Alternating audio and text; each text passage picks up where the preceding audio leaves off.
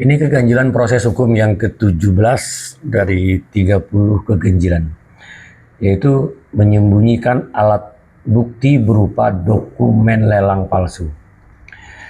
Bukan disembunyikan, mungkin sudah dihilangkan. Aparat penegak hukum, terutama penyidik, Kejati Kalbar dengan sengaja telah menutupi dan menyembunyikan berupa alat bukti, yaitu dokumen lelang palsu atas keterangan saksi yang menyatakan di bawah sumpah bahwa telah terjadi pemalsuan dokumen lelang. Keberadaan dokumen lelang palsu itu semuanya ada dan sesuai di dalam berkas perkara dan putusan PN Pontianak. Tertera dengan jelas. Nah, itu sebagai alat bukti yang tidak dapat dipertentangkan.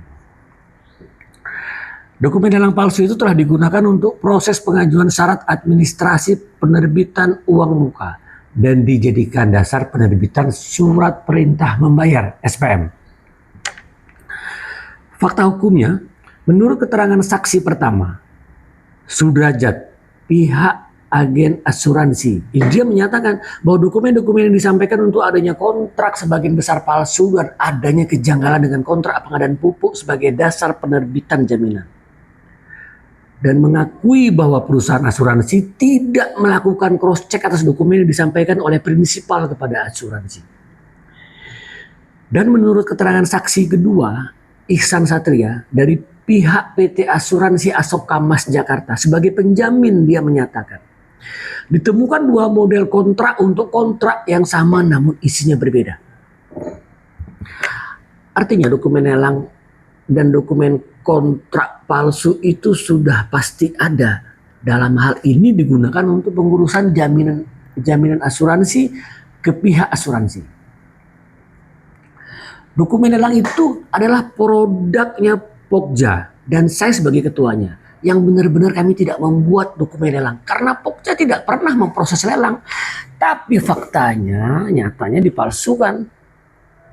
Nah, fakta pada proses hukum ini, satu, di dalam berkas perkara tidak pernah ada berita acara penyitaan, berita acak BA16 berupa berkas fisik walau satu lembar pun atas bukti keberadaan kontrak palsu seperti yang disampaikan oleh dua orang saksi tersebut.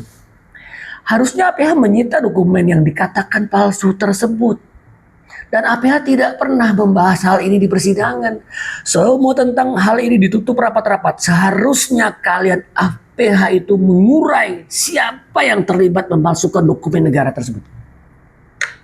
Diberikan sanksi tambahan kepada pemalsu dokumen sesuai KUHP pasal 263 atau Undang-Undang Nomor 1 2023 pasal 391 sampai 400. Bahkan termasuk di dalamnya adalah delik terkualifisir.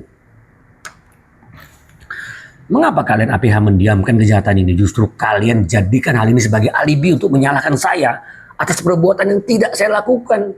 Dengan cara-cara kalian mengkonstruksikan dan memformulasikan, memutarbalikkan fakta hukum. Artinya sesungguhnya sudah jelas konstruksi hukumnya itu. Satu, terjadi konspirasi internal di dinas kami dalam pemalsuan dokumen lelang. Pelaku pemalsu pasti manusia bukan jin. Dan itu sangat mudah kalau mau dicari tahu siapa pelaku pemalsuan tersebut.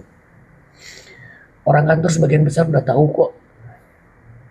Dua, terjadinya konspirasi pada proses hukum supaya menutupi fakta kebenaran yang sesungguhnya dengan melindungi seluruh pejabat penerbit SPM yang seharusnya bertanggung jawab termasuk bagaimana kronologis terjadinya pemalsuan dokumen lelang tersebut. Saya hanya bilang, saya yakin kalian aparat penegak hukum 100% pasti tahu tentang dokumen lelang itu palsu. Bahkan satu kantor pertanian itu juga tahu semua. Kalian aparat penegak hukum, jaksa dan hakim secara personal dan institusi tahu celah hukum. Jika terbuka saja keberadaan dokumen lelang palsu itu, maka tidak mungkin saya akan jadi tersangka. Karena itu kalian sengaja menutupinya agar sempurnalah fitnah kalian kepada diri saya. Tidak ada alasan benar yang lain terkecuali abuse of power selaku aparat penegak hukum. Kalian tahu apa yang harus ditutupi, apa yang harus dibuka, apa yang harus dimusnahkan.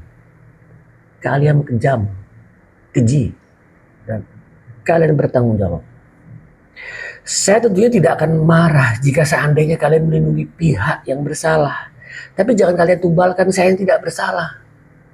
Kalian aparat penegak hukum memang punya kewenangan saat itu untuk mengatur hukum. Namun jika seandainya kalian terpaksa menerima uang demi meringankan atau membebaskan orang yang bersalah, itu urusan kalian. Tapi jangan sekali-sekali Anda menyakiti orang lain.